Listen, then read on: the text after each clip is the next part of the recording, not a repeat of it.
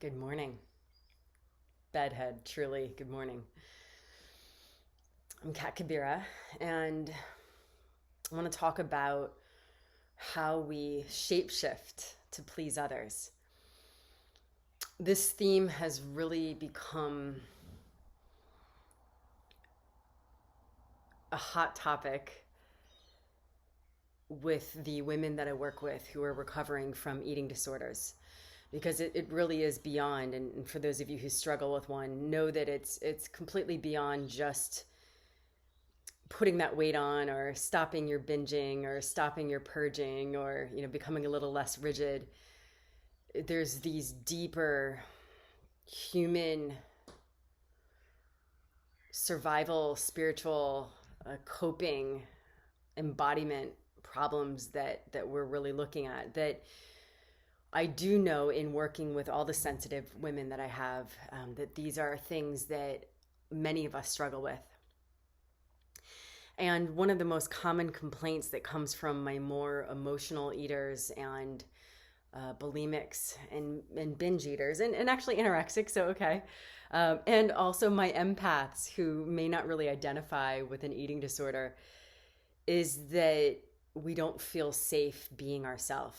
And that if we really step back, the pattern that we're doing is I must shapeshift or adjust myself in order to be accepted in this situation.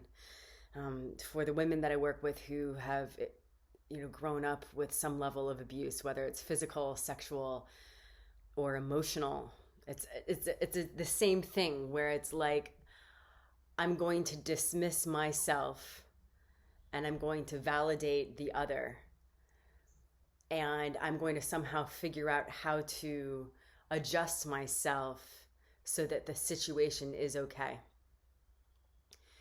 This isn't going to apply to everyone, but there is a certain personality. And again, I'm just going to say, I'm curious if this resonates if you are sensitive and empathic, and or struggle with an eating disorder, and or have experienced some sort of abuse.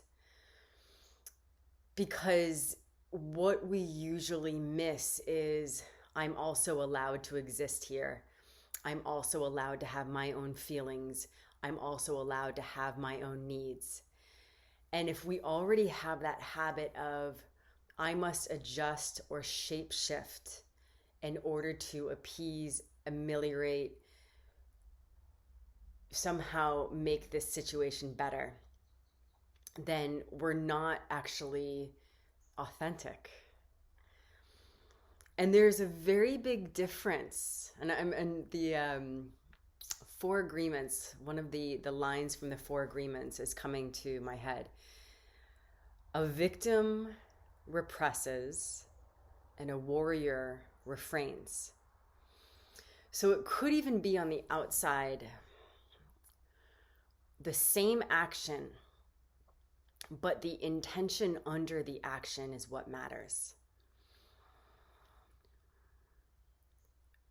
And so there's a very big difference when you're suppressing, repressing yourself and showing up versus I am completely aware of how I feel, what's going on, my boundaries, my needs, and I'm choosing from all this in a way that does not harm myself. I'm choosing this. And the scariest transition for those of us who have suffered from eating disorders and or are empathic, sensitive, and or have suffered from some sort of abuse is that there's a terror inside of, will I be accepted if I assert myself? Will I get, thrown out of the community? Will I be not loved? Will I be harmed physically? And it's usually quite primal. And, we also need to acknowledge that there are ancestral tones, ancestral beliefs that also are influencing our perception. And of course, we want to really be able to step back and come from our greater place of vision and power. But if we're stuck in this very small place where it's like, I'm not even allowed to exist as I am, we can't get anywhere. And I'll talk about this in other videos. It's something that is almost kind of the cornerstone in a lot of my work, because the struggle that we have is, I don't want to be here. I don't want to be here. Can you relate to this? If you're sensitive, if you've had some sort of abuse, if you've struggled or struggle with an eating disorder, does that feeling come up for you? I don't want to be here. And so really the antidote is, what can I do? What choices can I make? So we're taking ourselves out of I'm powerless to I have the power to make choices. What makes you want to stay? What makes you want to be here? And so although I know in a lot of spiritual practices, it's like surrender, give up your ego, I mean, I could list a lot, but there's a lot where we almost feel ashamed or not allowed to have needs. But if you've never activated your needs in the first place, you're not being real. Another way to think about boundaries, and I love talking about boundaries, is it's a way where you get to name where the edges of your field begin and end. And so a lot of people who work with me, are chronically ill and not sure why, or chronically anxious, or constantly get invaded or lose their power, or just, human relationships is the challenge. And the one thing that we look at when we're actually looking at like what the energy field looks like or feels like is, okay, your real truth looks like this, but because you're not allowing it, that creates like a bit of a hole or an entryway for someone to come in. And so if we could put everything aside, and if your real desire is, I want to know my purpose, and we could even say, I want to be with God. I want to know the God inside. I want to know myself as God. We can replace God with source. It must start with you stopping the negation of your feelings. You must stop suppressing yourself. The positive of that is, can you start to allow what your feelings and truth are? And truth is. And a helpful thing to look at, because I wonder if there might be a part of you that the moment you're starting to feel something, instead of being like, there's a lot of levels and waves to feeling, that like it kind of goes through a journey, and it can start out quote unquote negative and turn into this gift and power and greater purpose. But usually we don't let ourselves ride that wave, and so we suppress it. And part of it is most societies, and parents, and only because we don't know otherwise. You're not allowed to feel that, or, don't cry, don't be sad, say you're sorry. There's a constant telling us of how we must feel, instead of, how do you feel about this right now? And it's so heavily indoctrinated in us that I even know when I walk around in cities and in different cultures, most people are not themselves. Most people are, in order to be allowed to have a place in this culture, this is how I must act. It's not even a conscious suppression. That a conscious suppression would be awesome. But because it's kind of like, I have turned myself into a robot, I don't even know that I've done this, but I do know that something doesn't feel good or right, but I'm not sure. So we want to be able to come into contact with, how do we even know what we're feeling, instead of being numb? And, right now in the world, it's kind of like we're kind of functioning in, I'm numb in order to function, or I'm so fucking angry, I want to explode and attack. And there's also another side to that. There's kind of like, let's journey from here, the numbness, to feeling, and either to stop that oscillation, which also includes like when I'm numb, I'm also harming myself. When I'm in this like rage or anger, like I want to attack someone else. But then it's like, let's turn it into life force so that it can turn into love. So what's so essential is giving yourself permission to feel, permission to exist, to not judge your process, and to also catch yourself, because in the beginning stages of letting yourself feel, you're going to have a very intelligent, refined mechanism inside where you're going to start to analyze and mentally question and even mentally manipulate. And the only way through this is, can we come back into our body?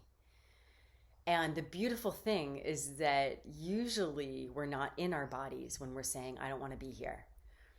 But to actually discover what's going to make me want to be here. So I'm not saying force yourself in your body. What's going to help me invite myself back into my body? That in itself will start to help you also feel what your truth is. So you're allowed to start being in situations, and instead of how do I shape shift to make this situation better for everyone else, how do I allow myself to exist here as well? So it's co-creative. It's not like that person gets 75% of the field and then we kind of like merge with them and only exist as like 20%. You know, my actions are always dependent upon them being happy and okay. It's like, how do I also say, hey, you know, for this to really work, these are my needs. This is what I feel, so that there's actually a conversation. And I'm speaking more in terms of personal partnerships, but think about the world. You know, how many of us are either just kind of agreeing because that's how it is, or also really angry and fighting back. But it's like, we need to start to show up to say, how do we really want this world?